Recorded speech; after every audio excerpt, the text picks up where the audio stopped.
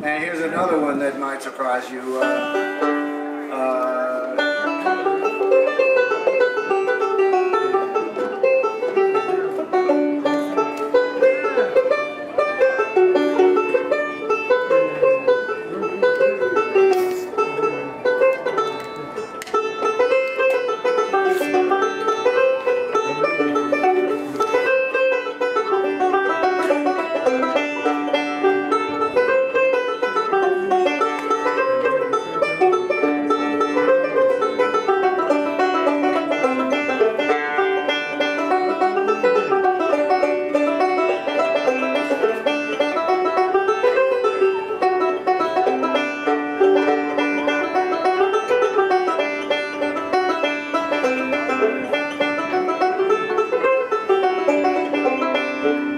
Recognize that tune? Playing it in the key of D, using the notes of the G scale. Every note in there was the G scale note.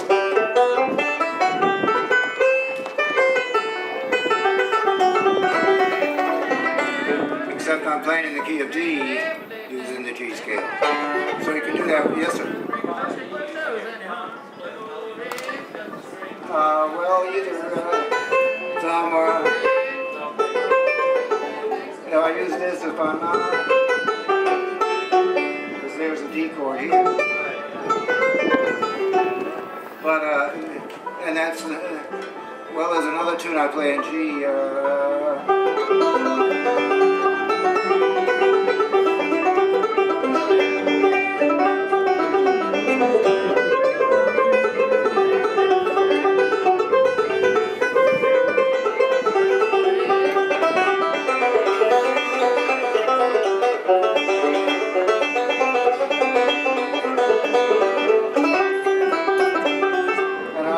The fact that those notes are so close together up here, the hand hardly changes position.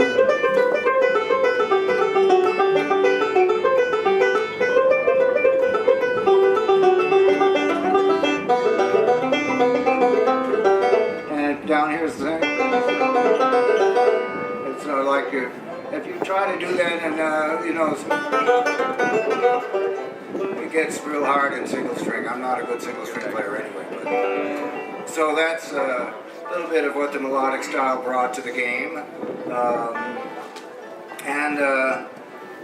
It's kind of a non-intuitive way to play, because to do it you have to play higher notes on lower strings.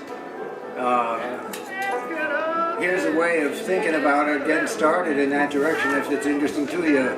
We're going to use the open strings for their own values, and anything that's not an open string where we have to fret, just like we do here. Except instead of fretting the note on the same string, I'm going to look for the same note on a lower string. So now I'm playing two notes on the same string. Here, they're all on different strings. And between, if I look at this, the note just higher than and the note just lower than, and this one higher and lower. So instead of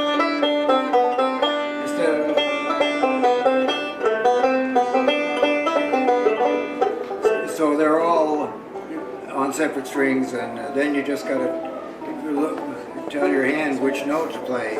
It's not like you're playing a roll, because unless they happen to fall into the order that's a familiar roll, then you're playing notes, not playing rolls in the melodic style.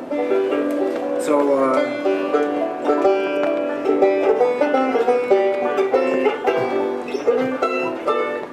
you're working on a thing with Bill Monroe where he talks notes with you? Or did he just repeat it on the mandolin so you could hear? He would play something over and over until you caught on. Did he know the notes? Did he know? Well, he knew what key things were played in, of course, but he didn't name notes or talk about notes that way, either in terms of their real names or their position in the scale. He just played stuff. He taught by example. But he let you put your own feeling into it, like your own. He would let you give it a shot, and if he liked it, you could tell. And if he didn't, he was very clear. No, I don't think so. But neither did Earl. I mean, but you know. And when I started out, I didn't know much theory. It was just that I found it interesting and wanted to know what real musicians were talking about. So I learned some too.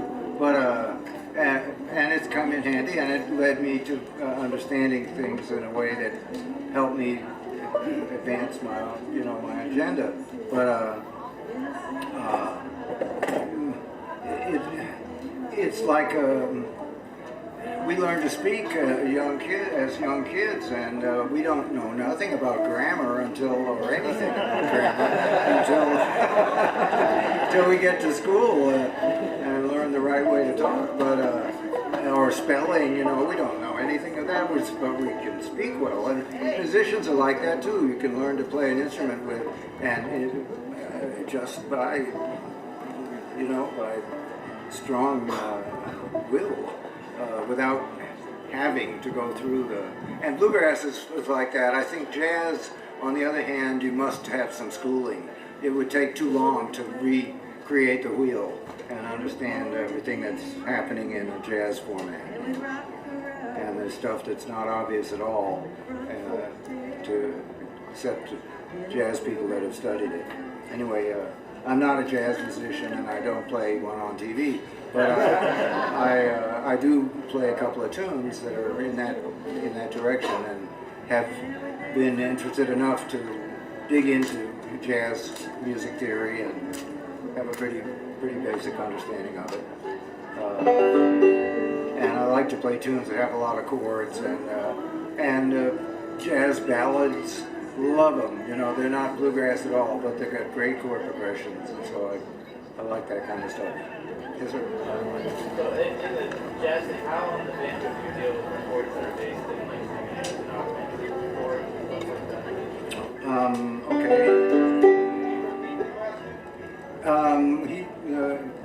I've been asked how to treat or deal with chords like diminished chords and augmented chords, and they show up rarely in the music, and when they do, they're kind of a passing chord kind of thing. I'm hearing Alan Shelton. He's using a D and a D augmented chord, and then working coming around to the G chord, or working to D that way, or coming to C out of a G. Okay, well, it's what happens. What do you do to make a chord augmented? The word augment means increase, and it means you're raising the fifth degree of the chord by one step. Here's 1, 2, 3, 4, 5. 1, 3, 5. If I raise 5, it makes an augmented chord. Okay, the first thing I need to do is find that in all three of my inversions. G here, here's G, that's G augmented, and then here's G and G augmented. And then I notice that those three positions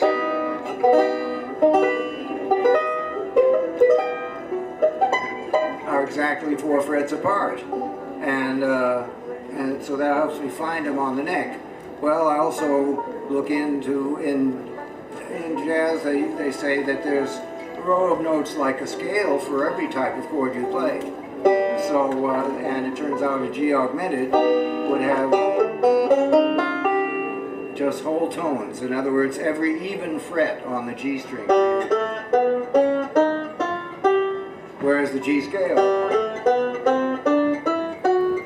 the augmented scale has one less note.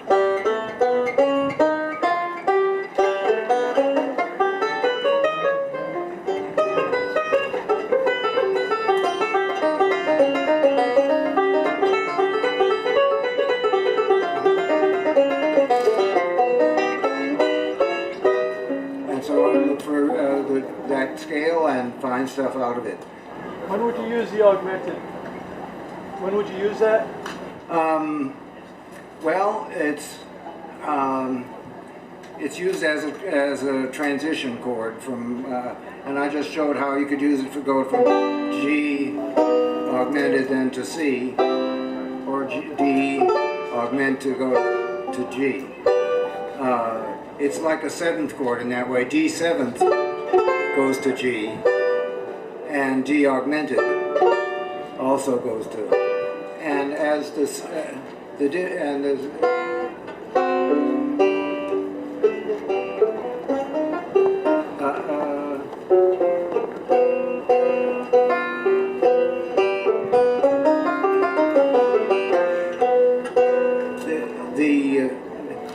G7th, or if I'm going to G augment to go to C, I can see that the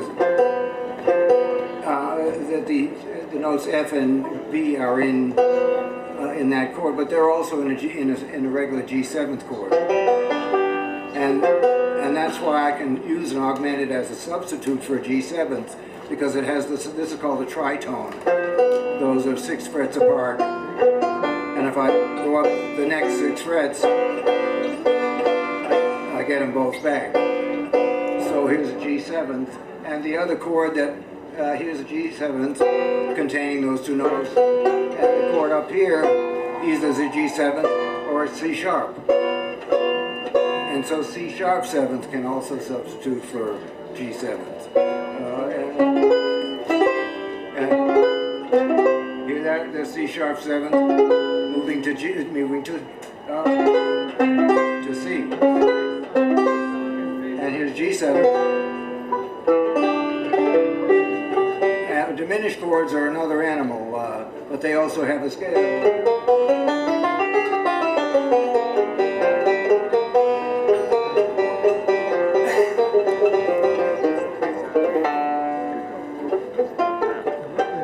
And I use that in the beginning of Caravan.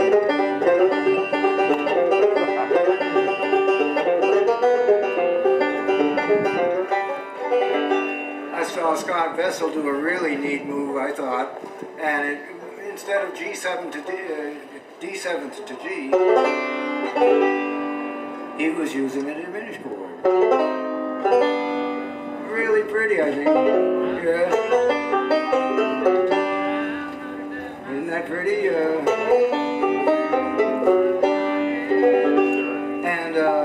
And if you look at, here's a D7, here's a diminished. And it has the same 2 notes in it that make a D7th work. And those 2 notes are in a D7th chord.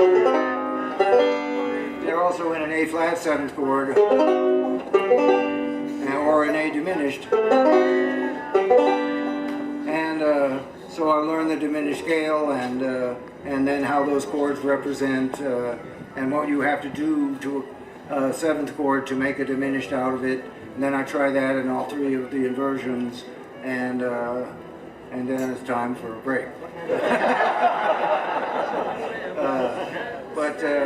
Yeah, it takes me a long time to absorb some of this stuff. I just have to go over and over again. Yes, sir? I just wondered if you would play Caravan for us. I'll give it a shot. I already gave me intro.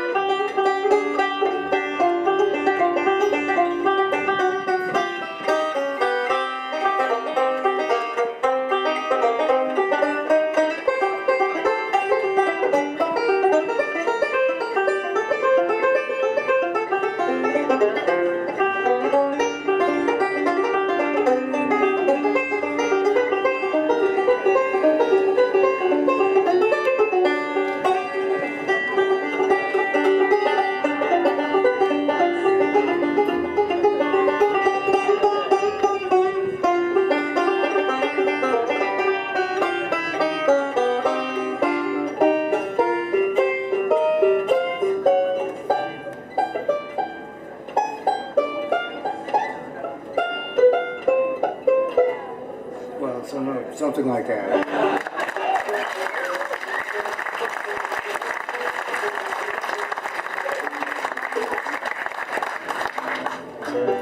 Hey, Bill, what is the chord structure of that song?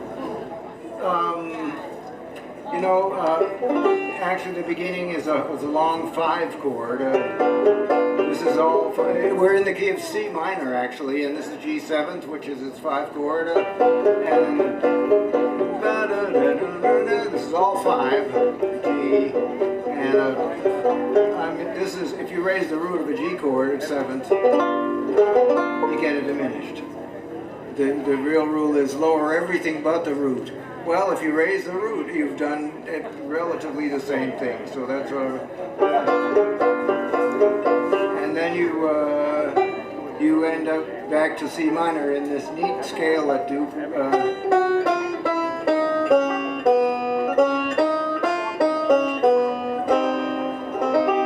I played it wrong on the recording. I just went chromatically down there, but he goes. So much nicer. I learned a lot of stuff after the recording. I should have played it that way, but too late now. And then the bridge starts out on a C major chord, and as the jazz players would say, it goes around the horn. This means it follows the circle of fifths. C chord resolves to F, and then F 7th would resolve to B flat. There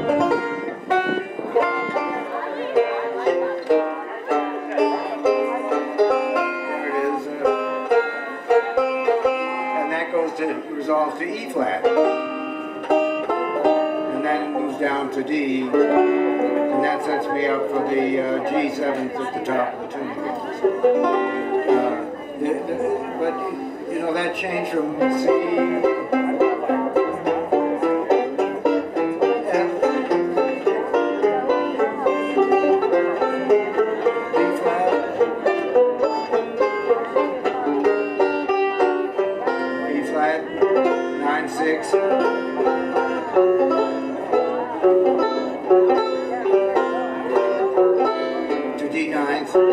And then I'm back to G.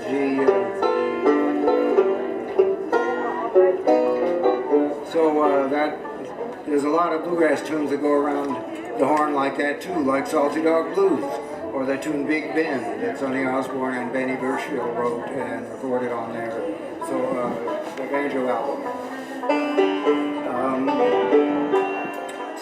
I mean, music theory is a pretty deep thing to get into, and especially with no blackboard and a lot of stuff. Well, generally at bluegrass I hear it that's in G, it's either in a G sort of major scale sound or it's a bluesy sound. And the bluesy sound comes from a real interesting place, I think. So let me kind of get where where it turned out for me the easiest way to get into it.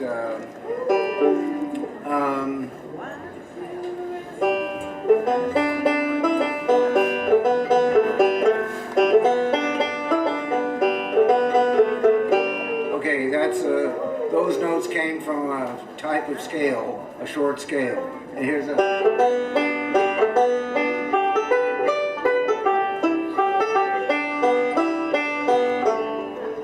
Tennessee waltz, or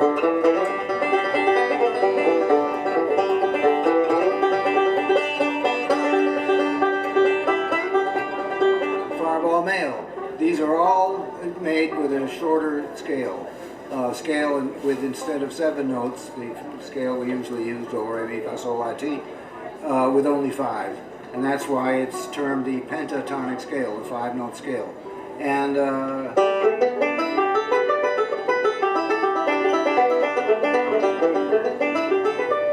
it's a pentatonic style runs. Well, if you know, with the C scale has no sharps or flats. If I add one sharp and it's an F sharp, I'm all of a sudden in another key. And you can often do this by changing any note, well, changing a certain note in a major scale, you will be in another key. You don't have to find new places to play all those other notes. They're still in the same place. Here's the C scale. And here's the G scale.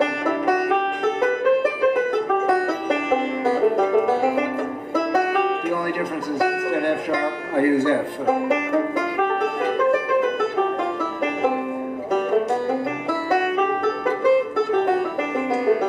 And that's example in C. Well, if I take one note of the G pentatonic scale, and maybe you'd recognize that scale better if I played it with a little bluegrass inflection.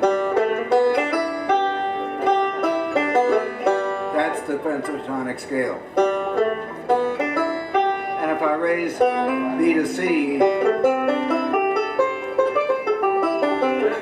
then I got the C pentatonic. And if I raise E to F in there,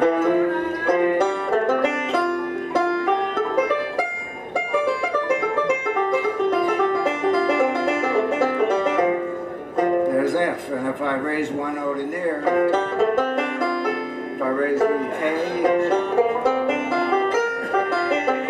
that's a B flat pentatonic scale. And a melody that you can play in one scale, you can immediately play in the other.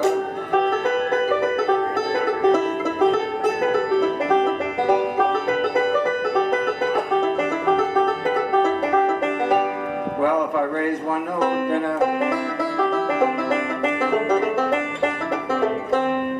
got it in C if I rewind that.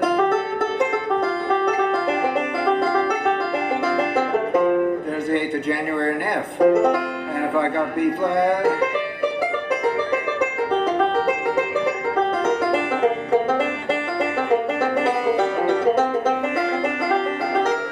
so there's those melodies in 4 different keys. That's because I can play those 4 scales. I can play that same tune or some tunes in any of those 4 keys. But it's that B flat one. And if I play a tune like 8th of January, you hear the major side.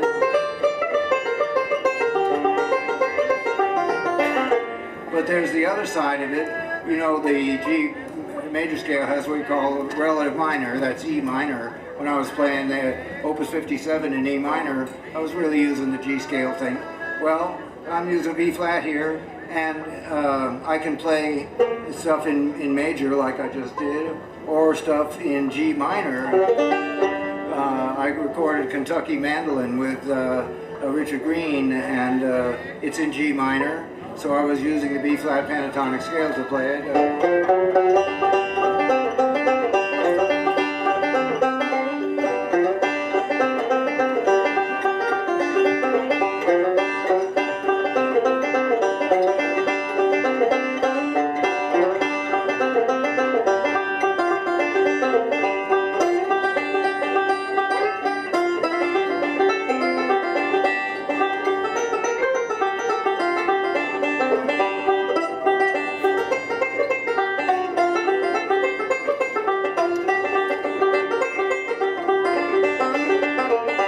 So that's in G minor. Well, if you put G minor notes against G major, you got the blues, folks. You got the blues. And that's, so a tune like Clinch Mountain Backstep,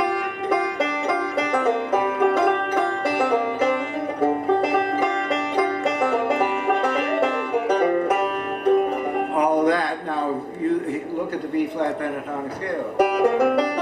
There, all notes are right there.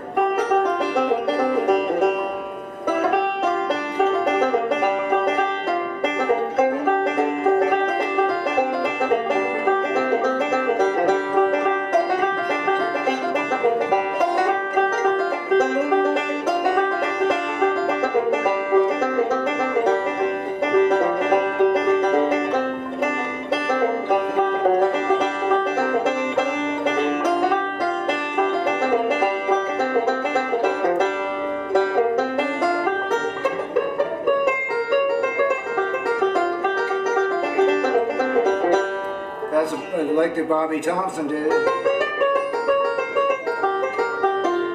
But here's a B flat chord, you see. B flat. So, but now you put against G, and that gives you that bluesy sound. And you can do the same thing by flatting the 3 and flatting the 7. But you know, the big tip-off is look at all the notes in clinch, mount, and backstep that live in the 3rd fret.